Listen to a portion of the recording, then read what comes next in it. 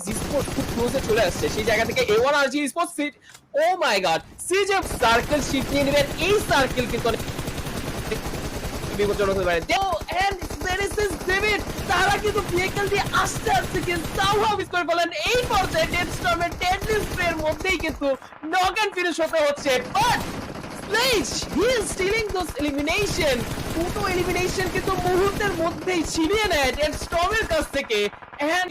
but যাওয়ার জন্য যে স্মোক প্যাথ তারা তৈরি করেছেন সেদিকে কিন্তু হতে পারে বিপদ A1 RG তার মুহূর্তে আছেন sinister right now going up against the enemy players and that was a very easy kill for the players Rowdy got one sinister যেতে দেখলেন but Rowdy he didn't go পিছনে তো আরো প্লেয়াররা চলে আসেন হঠাৎ করে দুজন প্লেয়ার চলে আসেন first knock that is here second knock can he go for it and yes Rowdy he does it once again 15 elements for the players যেন ফোকাসটা তার দিকে আসে এন্ড এই ফোকাসটার বদলে যেন সুন্দরভাবে ওপেনিংটা ক্রিয়েট করতে পারেন সেটাই কিন্তু হলো দিত্য জুনিয়র ডেস্টমকে নকআউট দিতে পারলেও সিরিজ ইম্প্যাক্টফুল হলো না এই পর্যায়ে কিন্তু সিরিজটা তার বাকি টিমমেটসদেরকে কিন্তু সাপোর্টের জন্য হিলে রেখেছে still shot he has been taken down সুন্দর অ্যাঙ্গেল ক্রিয়েট করে কিন্তু নকআউট জোজক্সকে অনেকটাই কিন্তু লক্ষ্য করে স্প্রে দিতে পারে জোজক সামনের দিকে চলে এসেছে নকআউট হয়ে গেল তবে তারা another one beat down by boy সাইনিক্স শর্ট কারের মাধ্যমে টেক ডাউন করলো দূর থেকে প্রেসারটা চলে আসছে সিরিজটার উপরে অনেকটা 1 HP তে সাইনিক্সকে পেয়ে যাচ্ছে